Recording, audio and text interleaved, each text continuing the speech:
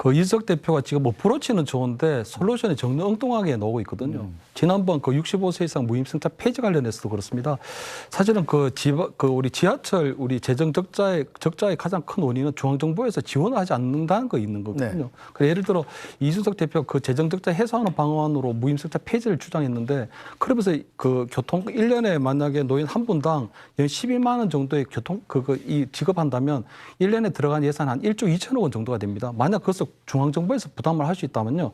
이준석 대표가 얘기한 것처럼 중소도시에 있는 어른들은 1년에 12만 원짜리 교통카드를 받아서 그동안 못 받았던 교통복지를 누리시면 되고요. 네. 나머지 한 8천억 원 정도는 지금 지하철을 운영하고 있는 5개 신도시, 5개 대도시의 어떤 지하철 재정 적자를 보전해 주면 되거든요. 그렇게 되면 무임승차를 하는데도 전혀 문제가 없습니다. 그럼 결국은 이준석 대표가 얘기했는 중앙정부의 어떤 책임성의 문제라면 1조 2천억 원 정도를 가지고 무임승차도 가능하고 그리고 중소도시에 있는 어른들에 대한 복지도 되는데 전혀 엉뚱한 방향으로 갈라치기 한 부분이 있거든요.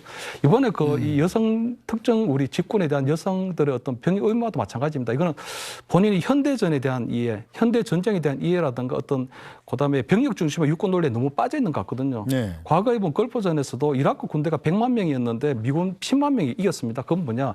현대전은 점점 무기 고도화로 가고 있는 상황이거든요. 그래서 북한에서도 보면 우리가 남북 관계에 있어서도 결국 재래식 무기에서는 우리가 우세하기 때문에 북한이 계속적으로 어떤 핵무기 개발이라든가 뭐 ICBM, SLBM 이런 다양한 걸 만들고 있으면 저희들이 제한된 예산에서는 병력 중심 운영할 게 아니라 이제는 무기 획득 체계라든가 무기 체계 좀 바꿔야 되는 그런 상황이거든요. 그리고 또 한편으로는 일본의 자위대처럼 조금 소수 정예하러 가야 합니다. 근데 그런 부분들을 다 놓치고 있는 부분이 있고요.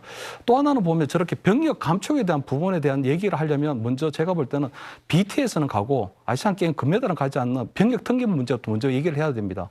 두 번째는 지금 현재 군인이 되고 싶어하는 여성들이 많이 있거든요. 그러면 여성들의 어떤 직업 군인을 더 넓혀주면 되는 겁니다. 그리고 세 번째는 지금 갖고 이제 뭐 소방, 경찰 뭐 이런 분들이 그게 지원하기 전에 지원 조건으로 지금 군대를 얘기하는데 그렇게 따지면 검사 되실 분들, 판사 되실 여성분들, 그다음 의사 되실 여성분들 이런 분들도 그럼 다 군대를 갔다 와야 되는 이런 논란이 또 벌어지게 되거든요. 그렇기 때문에 이준석 대표의 어떤 어프로치는 상당히 좋지만 어떤 정책적인 솔루션은 전혀 엉뚱한 방향으로 나오고 있다. 이렇게 지적하고 싶습니다.